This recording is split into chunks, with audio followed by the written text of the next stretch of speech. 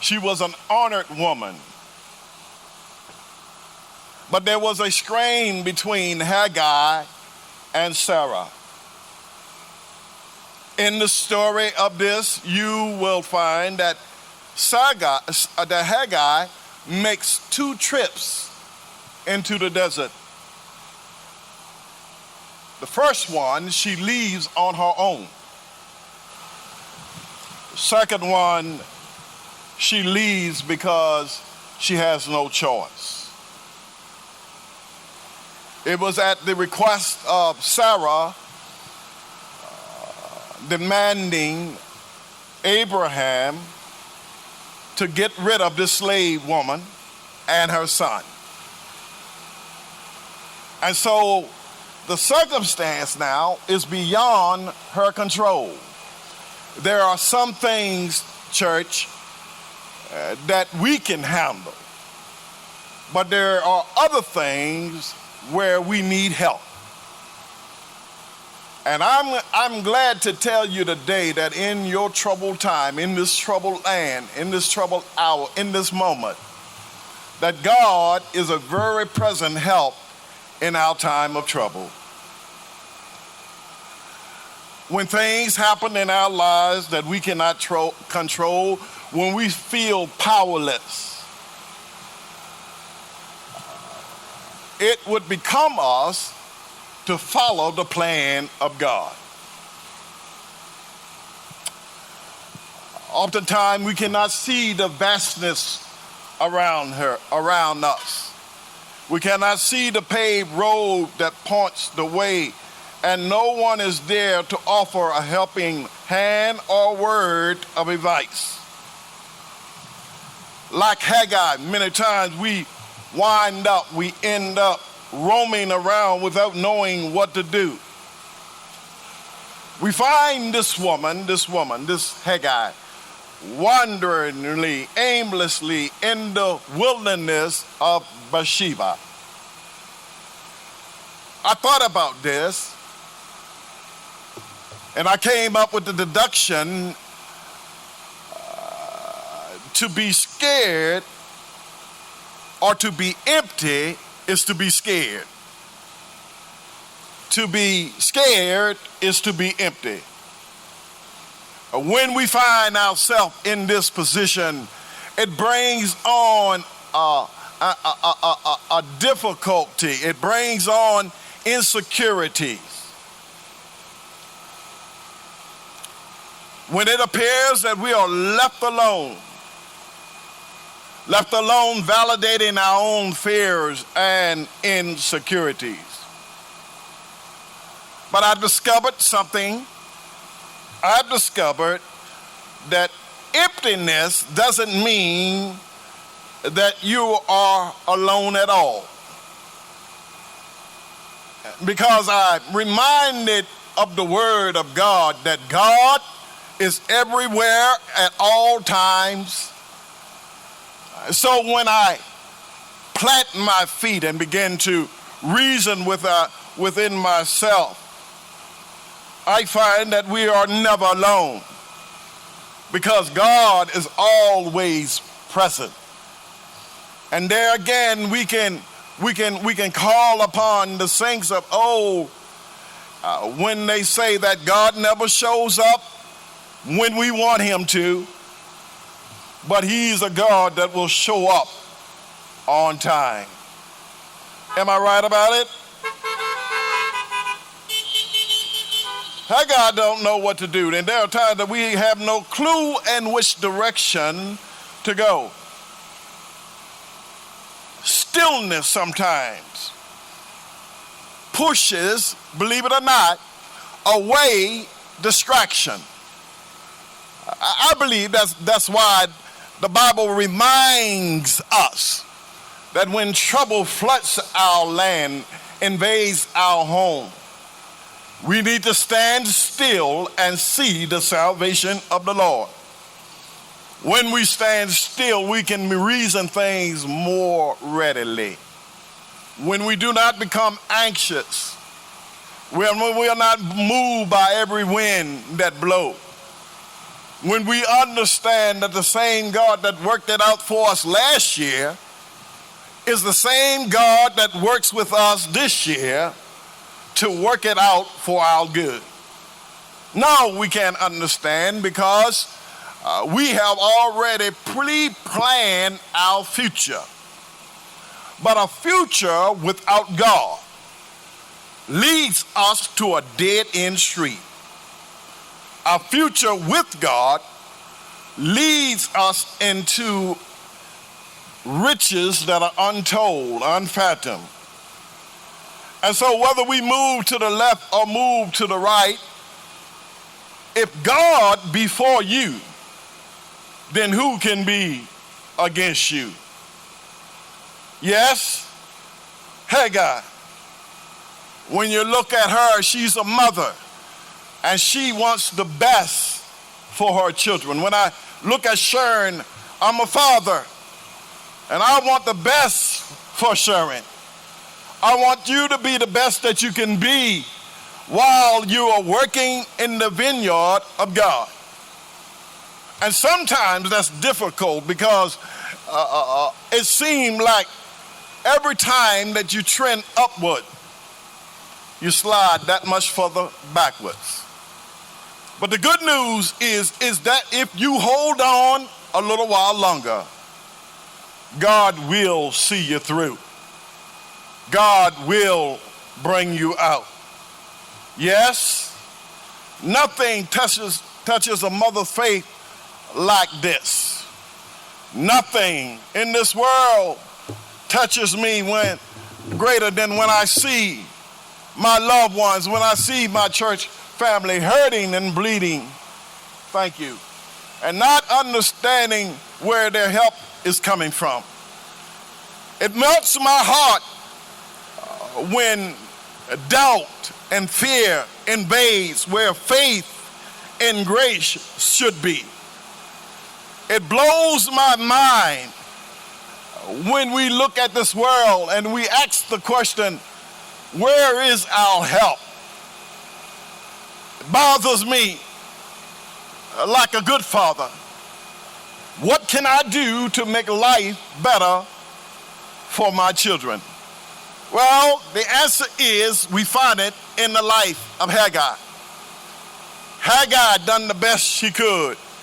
She's pushed out, she's marginalized. She don't have any other thing, any other place, nowhere to go. She's in a desert environment. In the desert environment, when you keep on reading, when she left the tent, she had one jug of water. And that skin of water now had run dry. And what Hagar resolved to do is lay her son over there, and she moves maybe 100 feet away from him because it would hurt her to see him die in a desert land. And she began to pray to God. But I got news for you. It's good for you to pray. But teach your children how to seek God's face. If you notice the text in chapter 21, it will tell you that God didn't move until Ishmael began to pray. When Ishmael prayed, God showed up in the form of an angel and gave them a refreshing water. Let me stop and tell you right now that it doesn't matter where you are in life, God will show up. It doesn't matter how dry the streams in your life might be. It doesn't matter how dark the cloud over your head might be right now. God will show up and refresh you. He promised that he will do it. And he done it not when Hagar prayed, but when Ishmael prayed. When Ishmael prayed, the plan of God began to be revealed. When Ishmael prayed, things began to come together. When Ishmael prayed, the dark cloud began to dissipate. And on the other end of it, the sun began to shine. And I'm happy to tell you today, it doesn't matter what they say. We understand that we are in perils. We understand that COVID-19 is hitting us bad. It is isolating. It is going up higher and higher in every corner of the world. Every molehill in the United States is going up and up. But when the dust settles, I got good news for you, that God will refresh your life. And let me tell you something, you and I are going to lose some things along this way. But don't become dismayed. Don't become alarmed. What the locust and the cankerworm will destroy, the Lord has promised to restore. Do I have a witness in here? Won't God take care of you? Listen, y'all, I'm getting hot now and I got to go. But I want you to know that your future is not in the White House hands. Your future is not in the hands of a man. Your future is in God. And God has a plan for you. God has a plan for us, that when dark days come, you got to look beyond the dark days and see that behind every dark day there is a silver lining. And when the silver lining appear, God will bless you abundantly. He will bless you going in, and he will bless you coming up. He will bless you when you're down, and he will bless you when you don't know who you are or what to do. Haggai had resolved to throw in the towel, just like many of us in America today. What we're going to do? Maybe you are contemplating, where are we going to go? What are we going to do? I submit to you that you don't go anywhere, but you just hold on to God's unchanging hand. The same God that allowed you to come into this world is the same God that will keep you until he calls you home. Do I have a witness in here? And I got one question for you. On my way home. Isn't God all right? Well, if you know that God is all right, why don't you honk your horn and tell him, thank you. He's all right in the morning. He's all right in the desert. He's all right in paradise. Understand this, that as long as God haven't left you, at the end of the day, how long is the day? Well, we count it by 24 hours. But God doesn't count like that. For a day is as 1,000 years, and 1,000 years as a day with the Lord. He is from eternity to eternity. And so it doesn't matter with him. But whatever and how long your day might be, remember that God is right there working it out for you. He has your best interests. He will see you through. He will bless you anyway. And in my closing, I just want to let you know, because for you New Testament scholars, Jesus says the same thing. He really does. The words may vary, but he says to them that are in him, he says, first of all, I am the way, the truth, and the light. That's what he says. And then he goes on in another way, and he says that this. He says, upon this rock I build my church, and the gates of hell shall not prevail against it. It did not say it would not come against it. You can see it every day. COVID-19 have come against us, but God sent his son, and his son gave his life. And if you're standing on the solid rock, at the end of the day, you shall stand also. God will make a way out of no way. He's not old and make a way, but he parted Red Seas. Didn't he do it? Not only that, but somebody said that he's the bridge over troubled waters, isn't he? Not only that, Sharon, but get this, and you ought to rejoice right here, because it relates to your name. And when we read him from the Old Testament, it describes him as a wheel in the middle of a wheel. Am I right about it?